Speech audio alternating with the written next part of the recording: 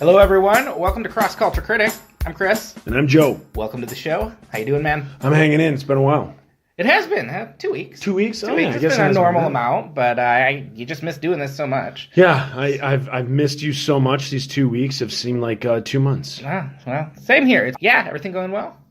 Yes. I just told you all my stomach issues. Yeah, we will spare the listeners that. Yes, but we'll spare them all the stuff, but because I want them to live my life with me, right? Mm-hmm. So I am drinking only stuff that is blended in NutriBullet blenders and soups. Like I'm on baby food. Yeah, like I'm not eating anything solid due to my stomach issues. So I'm trying to give my stomach like a little rest, but I'm feeling really good because of that. That's good. Yeah, that's good. I'm not doing that, and I feel fat. So it's just life. All right. But yeah, things are good on our end. My son turned 6 on Saturday. Oh, nice. It's crazy. Yeah. So we're taking him to Chuck E. Cheese. So prayers are appreciated. Yeah. All which all 6-year-olds have to go to. Yeah. We did it at 5 as well, but this year we're taking his cousin with him, and I just know we're going on Saturday. It's gonna be loud and whatever. Chuck E. Cheese is fine.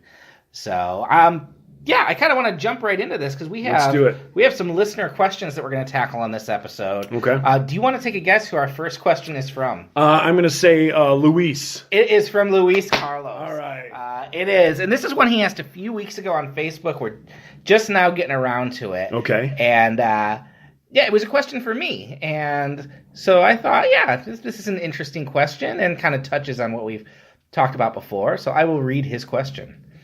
Lots of Christians, given the American political climate, have adopted a Oh, you're getting choked up already. I am. It's a sad... He hit your heart with this one. When I mention America, it just makes me cry.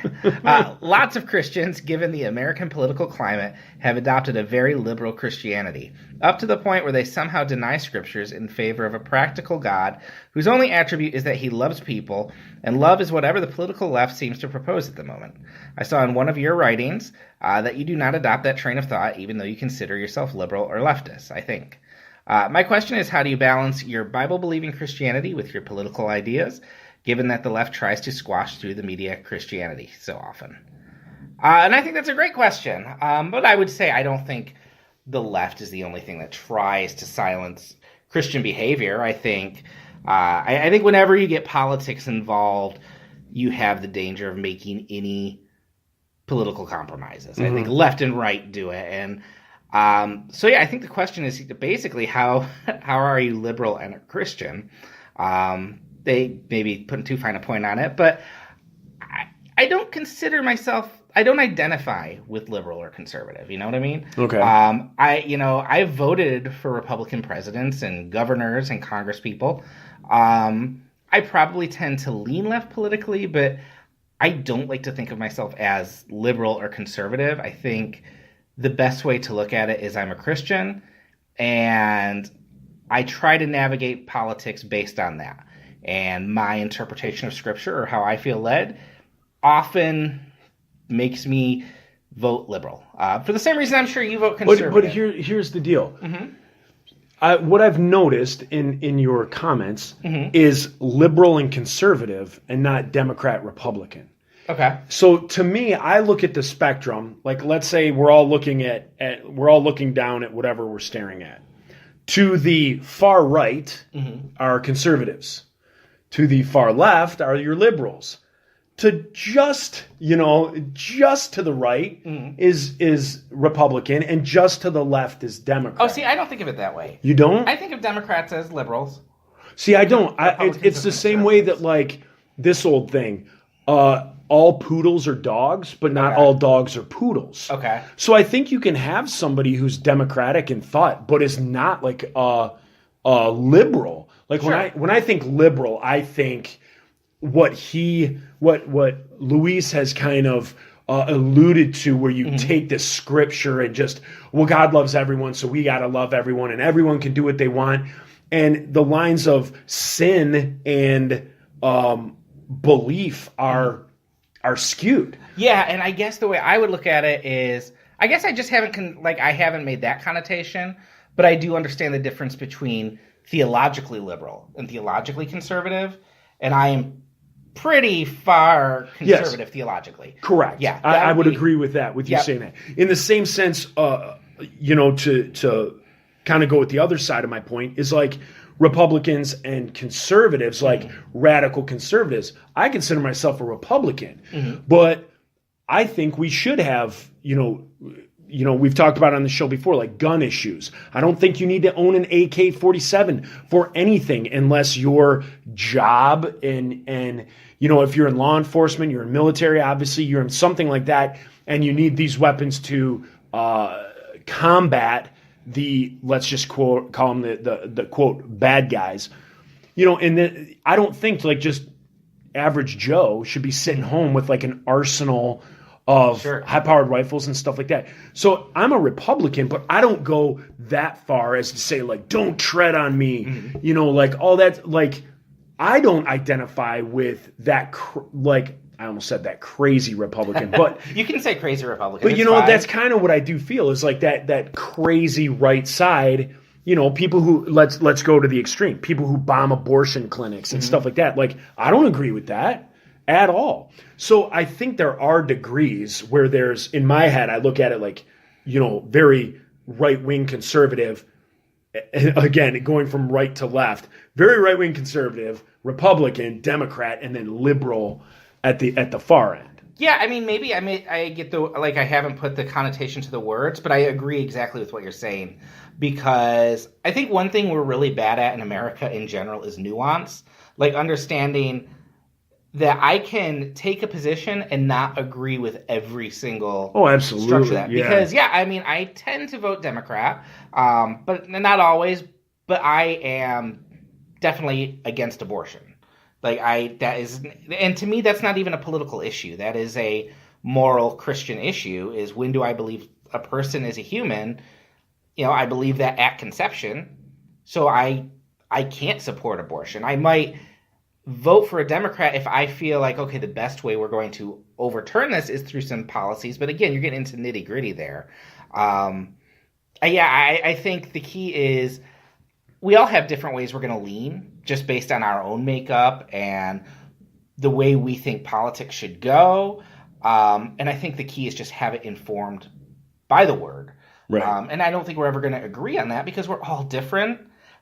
And there are just some issues where I find myself going, okay, I don't agree with Democrats on abortion. I might believe that gay marriage, for instance, should be legal in the United States because not everyone is a Christian. And I can't hold them to, a Christian teaching on that if they don't believe in Christ.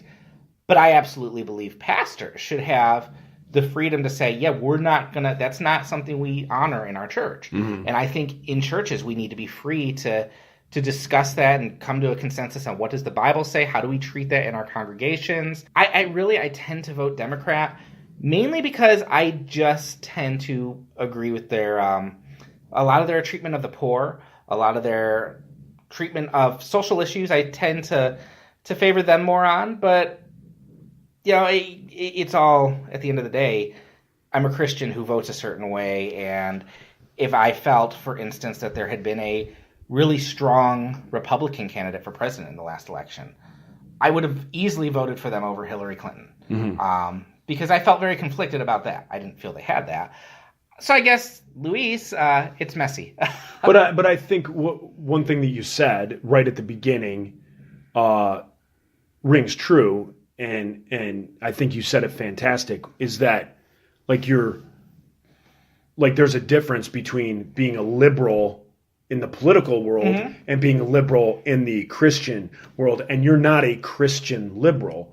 Your political thinking may lean towards further in that direction. If I picked up what you said correctly, your political may go in that direction, but your beliefs in Christ definitely don't go to that the liberal length. Yeah, and I think that's a great thing. Like if Luis, again, he is one of our number one fans, if not our number one fan. So I'm sure he follows you on Facebook as he does me. And so you post a lot of anti-Trump, a lot of, that type of stuff. So if someone is watching you in their feed, I could see how they might make that distinction Sure. Based on that, because we all take like anti-Trump, we put in this, bucket, And pro-Trump. and pro-Trump we put in there.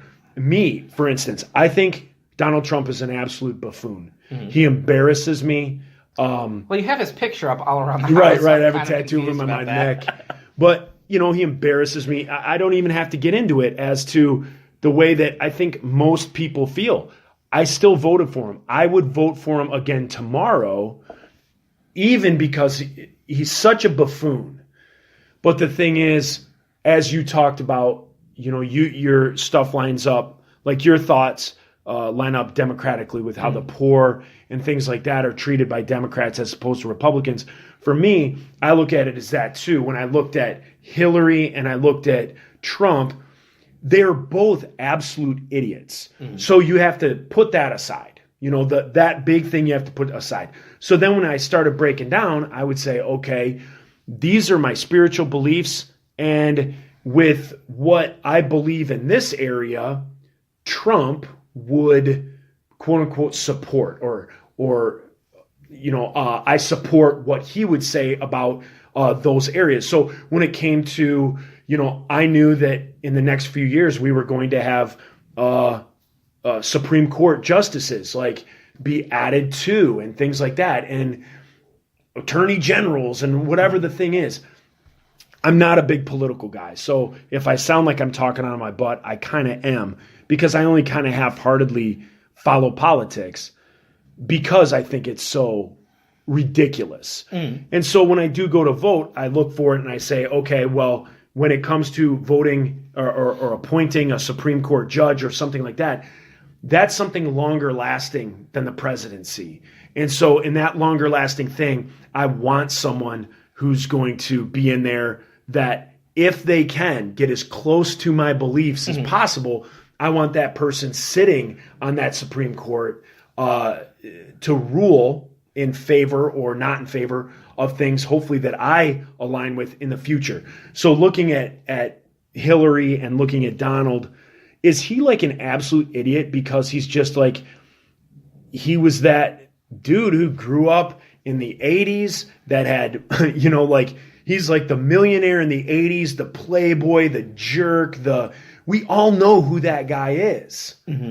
Okay, like he was that back then, right? He was an absolute jerk. He was a male chauvinist. He's all that stuff.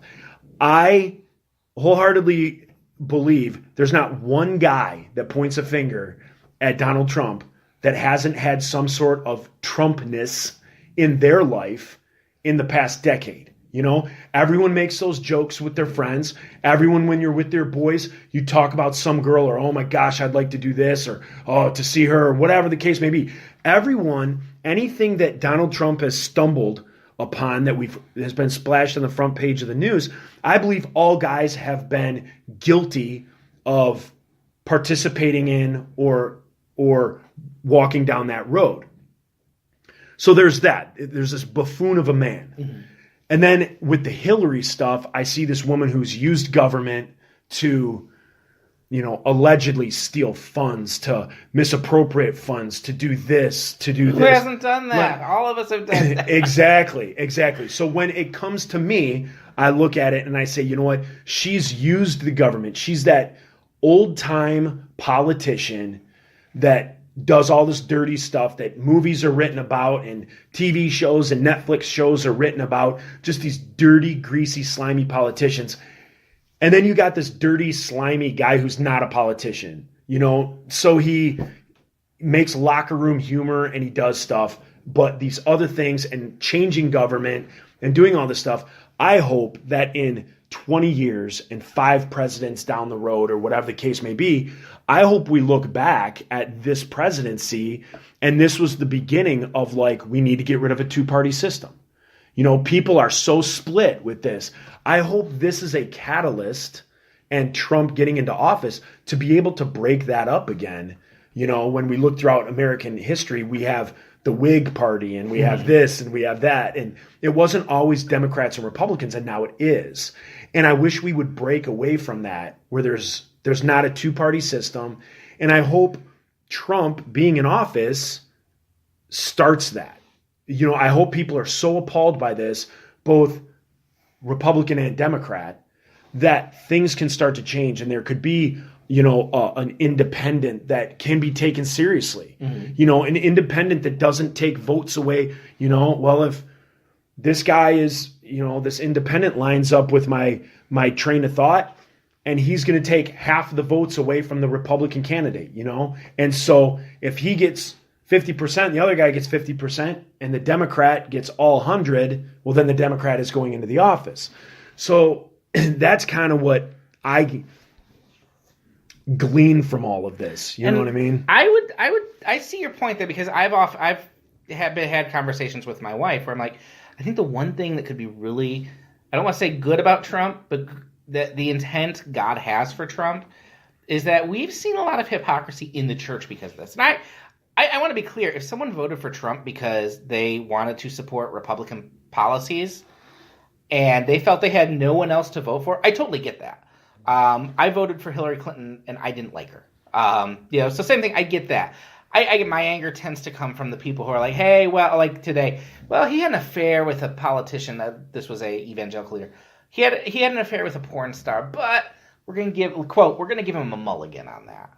And I'm like, if the one thing it does is have us reassess who is a Christian in name only, but they're, all they want is the power, the protection of the government to protect Christians, and people who are like, well, how do we live this out?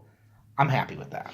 And I'm not saying Republicans or Democrats, I'm saying people who have sold out their stance on morality to verbally protect someone. See, and that's my thing is my reply to that would be shut your mouth. Who cares if Joel Osteen, who cares about his take on Donald Trump and a prostitute? Who cares? I don't care about what this church guy has to say. It comes down to, is Trump a pig for doing that? Yeah, he's an absolute pig. But I'll take a guy who is a millionaire. Again, when you're talking about what's worse, I'll take a millionaire who got stupid with his money and paid a prostitute to spank him with a Forbes magazine. Well, no, that's not what happened. No, that is what happened. That is what happened. It's some of what happened. It wasn't a prostitute. It was a porn star. There's a nuance there. Right. Oh, did I say prostitute? You said prostitute. Oh, yeah, a porn star. That's alleged, too. Yeah, if he's getting a porn star to spank him with a Forbes magazine, that's idiotic. You're a buffoon and you're gross, dude, But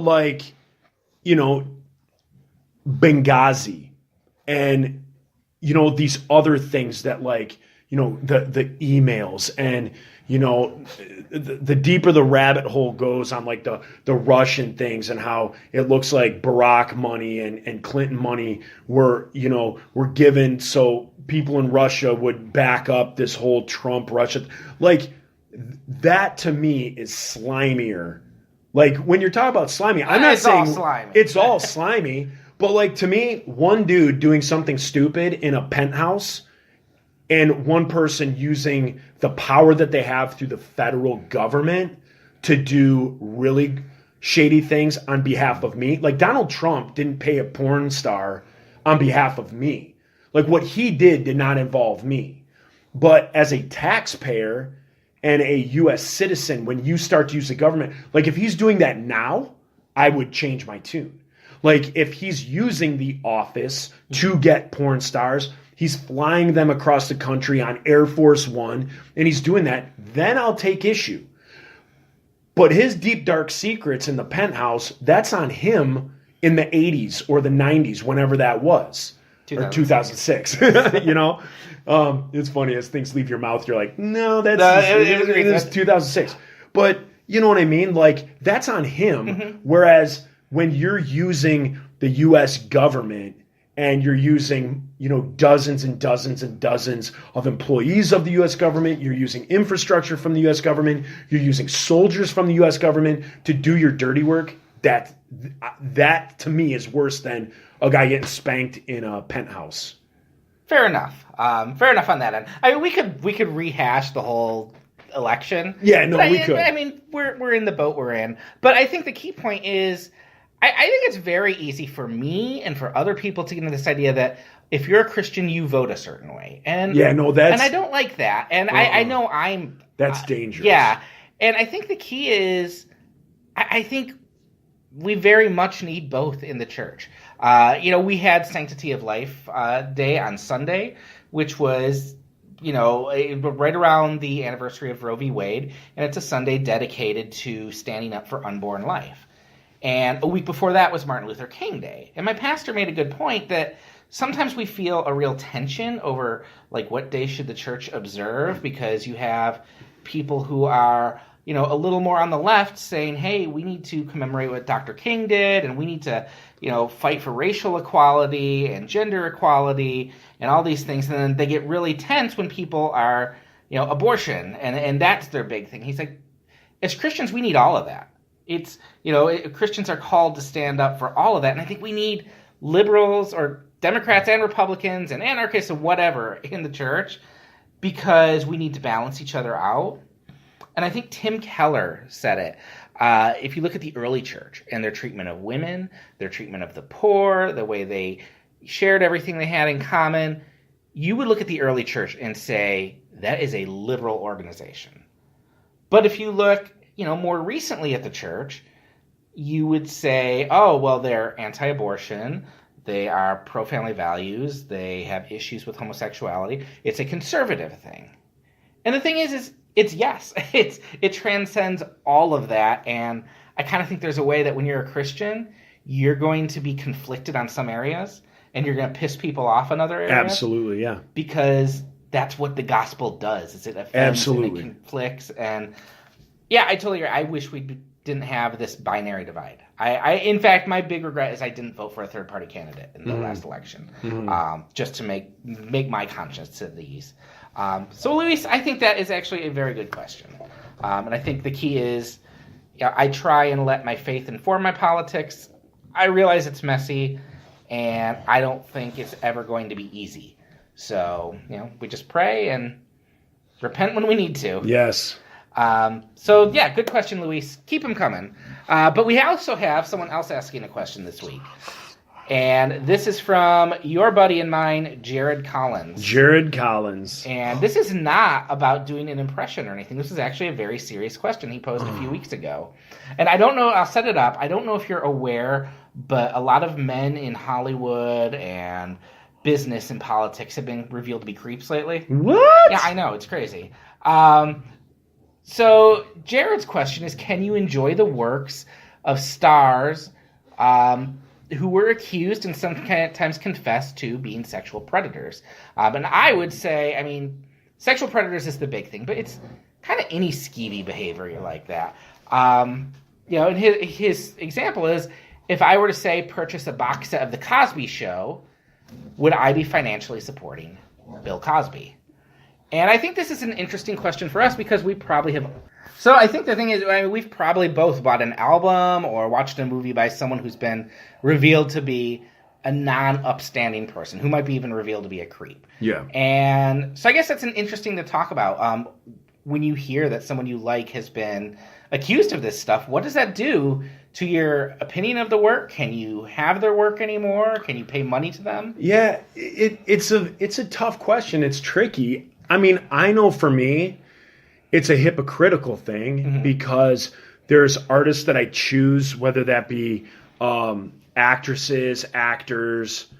I think in 2017, isn't everybody an actor? There's no actor, you end up in actress front of a anymore. camera sometime. Yeah. Oh, yeah, and it's no actor or actress. Yeah. I think it's all actor. It's Unless just it's all the Academy actor. Award nominations, which say actress. Oh, really? Okay. Yeah. So whether you're an actor, a singer, anything like that, there's certain ones that I pick and choose to support and to not support.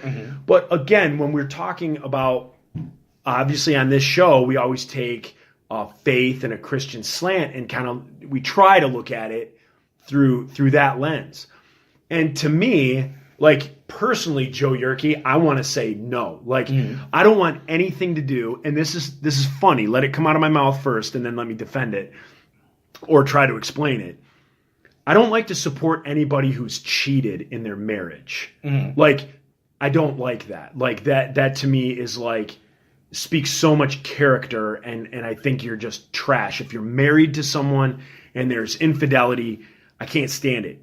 So I think that eliminates 99% of all music you and basically movie. are listening to Gregorian chants exactly. right now. So with that being said, like if it's something that's been major that I've heard about, that there's something in the news about, I try not to support that person. Mm-hmm. In the creepness of stuff, Michael Jackson. Michael Jackson is one that for decades, since the first thing came out, allegation against him, I stopped listening to him, and I just, Michael Jackson's a creep. Michael Jackson's a creep. And for some reason, when I had my midlife crisis this last year and I bought a record player, I bought Thriller for $3. Mm-hmm. So when my girls were here, like, they don't know that Michael Jackson is this, alleged child predator. So I would put it on, and the music is just so good and fun to dance to that my girls just love bebopping to all that stuff on that Thriller album. They don't know about the other side of Michael Jackson. So to them, it's just good music and it's fun to dance to. So in that sense, like, ignorance is bliss. For me, again, I don't know why I bought that album. I don't, other than I was like, I bet my girls would love dancing to this stuff. But like with Bill Cosby, if you're going to buy like a box set for the Cosby Show or things of this nature, I mean, am I wrong if I say it?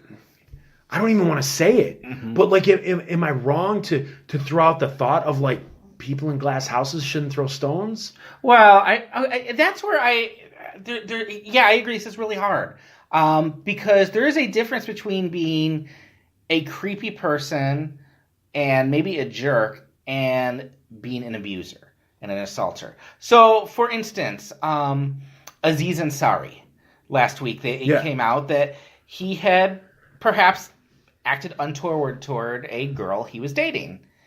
And I read the story about that, and I thought, well, Aziz is probably a bit of a douche.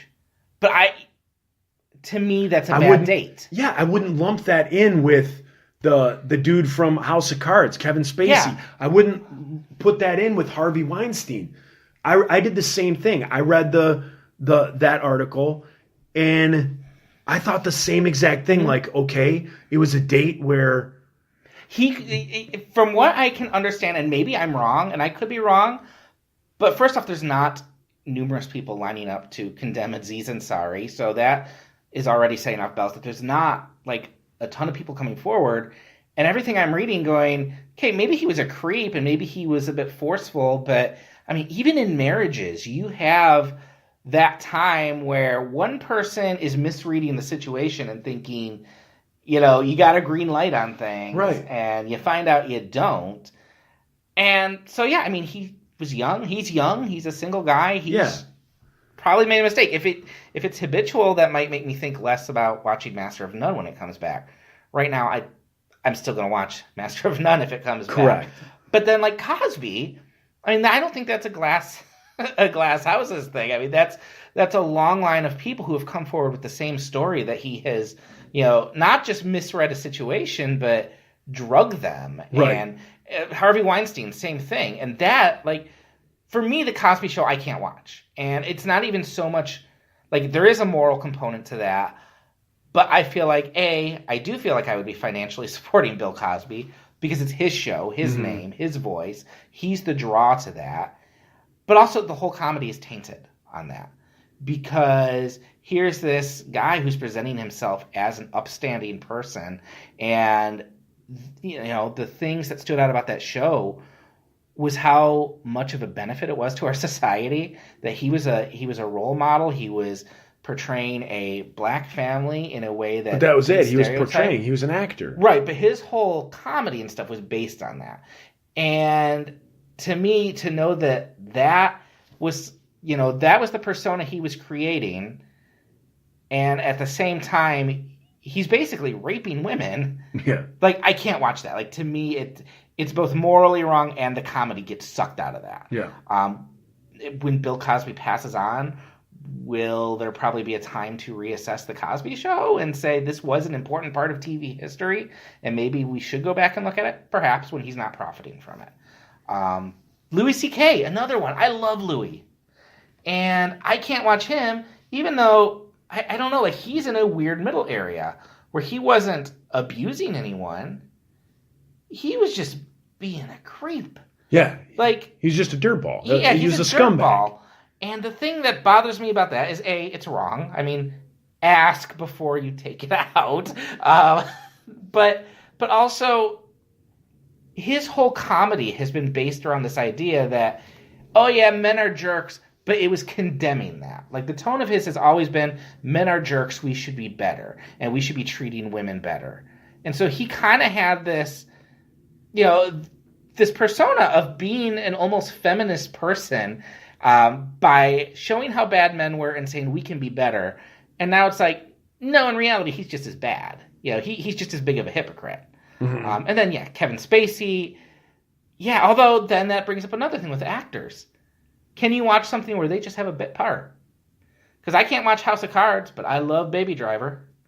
Mm-hmm. And Kevin Spacey's in that. And I think it comes down to how much of it is their voice and their product. I mean, it's really muddy.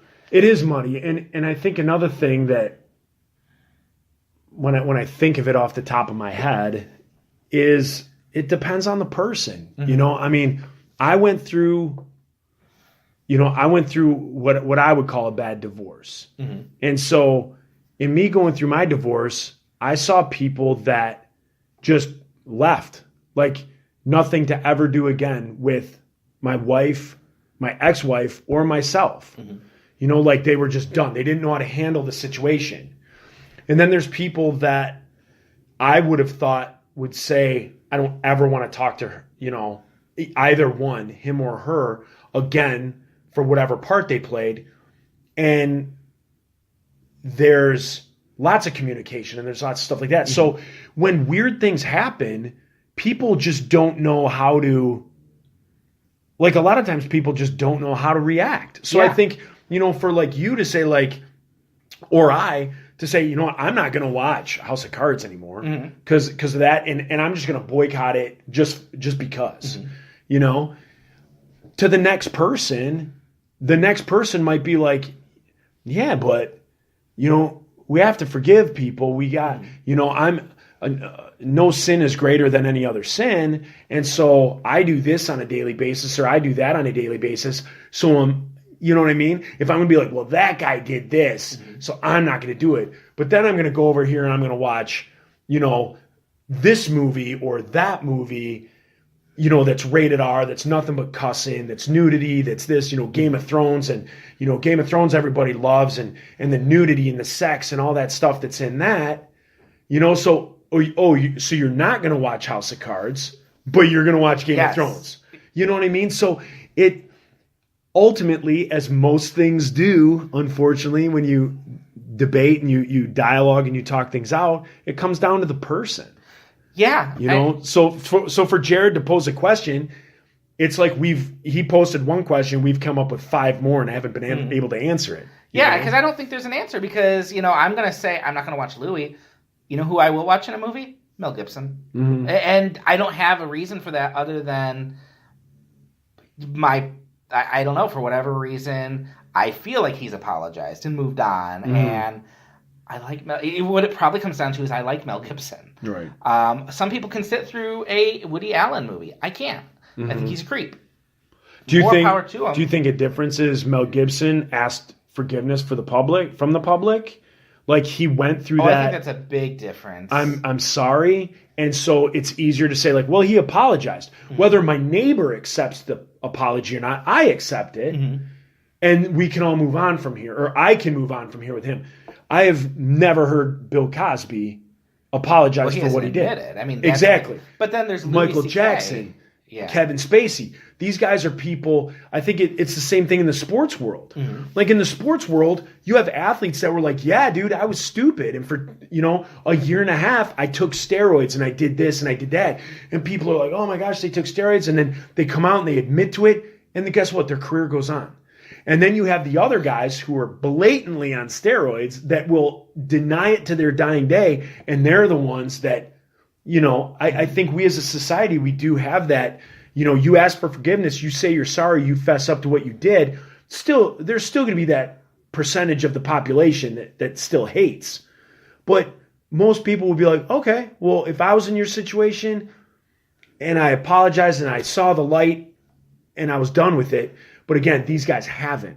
So to say like Mel Gibson, that's what I think. I think, well, this guy apologized for what he did. Well, and I also think there's a difference, too, between being under the influence of alcohol and screaming at someone and being in a position of power where there are, you're trying to rape someone. Absolutely. And I think you are drugging and raping someone. And I think that's a huge key.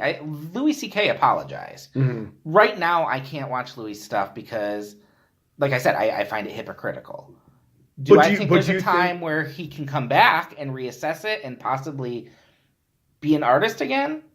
Here's a goofy little side note. Mm-hmm. I mean, with Louis C.K., knowing where he's come from and what he is now and what he does, I'm sure we are still all laughing at his stuff.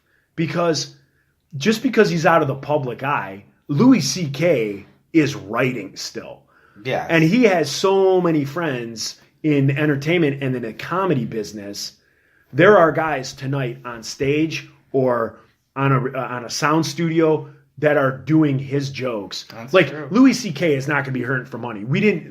This didn't kill his career. This didn't kill his bank. It killed him standing in front of a camera and people seeing his face and saying, I don't want to see that. Guarantee you, Sarah Silverman is telling Louis C.K. jokes. He's writing for her. I would guarantee that he's writing for all these people. You watch on Netflix, Comedians in Cars Getting Coffee. Mm-hmm. And every third comedian talks about how they're best friends with Louis C.K. and has a Louis C.K. story.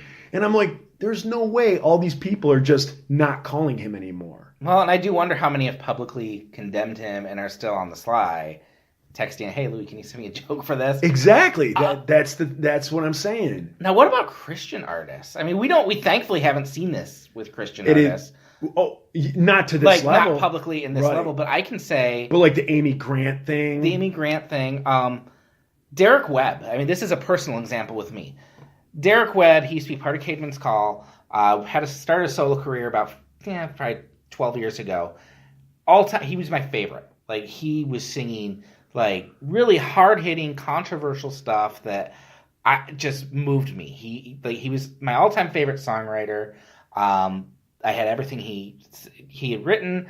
Saw him in concert in Livonia a few years ago when he was doing a 10-year anniversary tour. And he stood up there and told stories about how much he loved his wife and how he'd met his wife and how much she loved him. Then later that year he puts out a CD, a song about his wife, how he wants to get married to her all over again, and he's making this great vow to her. And again, I saw him in concert in Ann Arbor. He told the same stories. Comes out, entire time he's on tour for that, he's having an affair. And I have to admit, I could not buy his albums after that. Mm-hmm. It was... I'm like, as a Christian and an artist who has made, you've made a reputation for being honest and having a relationship with your audience. And as a Christian, we kind of have a trust with each other. That felt like a betrayal almost. Yeah. And I mean, now he's left the faith because of it. And yeah. In the same way I remember as a kid, as a early teen, Michael English. Mm-hmm. Michael English was this, huge solo, a soloist for, in the Christian music scene. And same thing, they did a tour with a band that, I think it was 2 guys and 2 girls. First Call. And, he had an affair with one of the women from there. And it was just ostracized. Yep. You're done. Your career is over. You'll never work in this town again. And that type of thing. And when it comes to that stuff, again, as a human being, I want to quantify it. As a human being, just earlier in the podcast, how I talked about Donald Trump and Hillary. Mm-hmm. I want to be able to quantify and be okay, well, if this guy makes a stupid mistake with another woman, and then they both say, hey, we screwed up, forgive us. How is that any different than me doing something stupid each and every single day, saying something stupid, doing some stupid activity, and ask you for, like, I can't sit back, like, as a Christian to have another Christian. First of all, I don't put people up on pedestals. Touring with the Insiders, I got the peek behind the curtain. You know what I mean? Yeah. Like, people come and they buy their ticket to the Christian show, and they go and they sit in their row, and the singers come out and the bands come out and they play and they sing the songs, and they get you, in the zone for, like, the CD that you came to hear play live, and then the curtain closes and you go home. Like, lots of stuff goes on behind that curtain, Lots of closes. I'm so glad those SOBs are yeah, gone. like there's conversations in the back. There's lives, singers that are about to go on stage and they just, had a conversation with their wife who's 6 states over that, their marriage may be on the rocks and things like that. And then you have to go out and you have to throw on the smile and perform for all these Christians. And if you even give a hint of your life may not be perfect, then it's like, then don't be on stage. So it's super tough in that world as a Christian artist. No one cares if Kid Rock gets up on stage and he just had sex with 10 different girls. But they did care that Scott Stapp was there with them. Exactly. That's what I thought was hysterical. I love Kid Rock's quote. He was like, people know what they get from Kid Rock. But the thing is that's a perfect example because they did care because Scott Stapp was part of Creed and quote unquote Christian. Yeah. And yeah. It gets even foggier when you look at, okay, first off, I do want to say, I think the obvious thing I should be saying is Bill Cosby, Harvey Weinstein, they should all be facing consequences for this. The question at hand is, can we enjoy the art? And I think we're finding out there's not really an answer to that. You have to go with your own gut on that. But it gets really, really confusing or really convicting when you think, well, I would never cheat on my wife. I would never do that. And then you look at the Bible, which says, hey, if you've looked at another woman lustfully, you've cheated. You've cheated. And it's like, oh, or I think I would never be, I would never harass another person or assault another woman. Right. Or assault a woman. But I do think back to, when I was dating, was I a gentleman with everyone? Right. Maybe I wasn't. I don't know. And I mean, let's just hit it right on the head. Porn. So, you know what I mean? So if you're married and you've looked at porn, you've seen that stuff, you've watched that Game of Thrones, not comparing Game of Thrones to porn, but, the certain scenes in that, and you're like, yeah. I've actually only seen 3 episodes of Game of Thrones. Yeah. So I'm going to take your word because my wife has seen every episode of Game of Thrones. So as people, if you're watching that and again, you're like, oh, this guy cheated or this guy did that. Okay, well, again, just as if we're taking the Bible here, we're taking word for word, which I like to do, you've sinned there, pal. You're no better. So again, am I going to watch House of Cards ever again? No. Am I going to listen to Michael Jackson Thriller? Yeah, I probably will. A Cosby thing? No, I probably won't. An old Cosby comedy, stand-up comedy thing? Yeah, I may listen to that. There's something about the visual medium I don't want to see. Like you said, I don't want to see him being portrayed as this perfect father in the perfect neighborhood and all that stuff. But his old comedy bits, yeah, I think it's hysterical. I probably will listen to it. I'm a huge stand-up comedy fan. It is. It's what weird. You go by. And then in the Christian scene, because I know who I am and I've peeked behind that curtain, nobody should be put up on a pedestal because you're a Christian artist. Even DC Talk? Even DC Talk. I think it's ridiculous. To do that.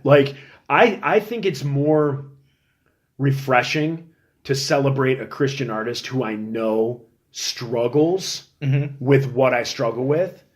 I'm not going to go to a Christian show and think oh my gosh, that guy he's going to sit at the right hand of, of God. Because he wrote an amazing song. Well, guess what? He also did this and says this and thinks this. They're human beings.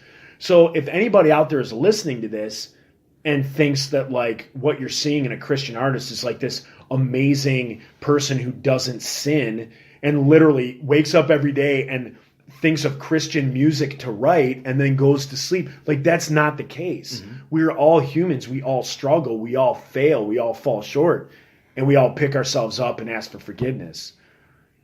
I think that's, yeah. And I think the lesson from this entire podcast today has been kind of set around, this is all messy stuff. Yeah. Like, if you're a Christian, it's messy. I think there's this whole idea that you're just going to know what to do and God's going to lead you and you're going to know what to do and it's easy, and it's not. It's messy, and it should be messy because part of Christianity is this refining of your brain, and you're learning how to think and trust. And yeah. So Luis and Jared, I'm sure we confused you, but great.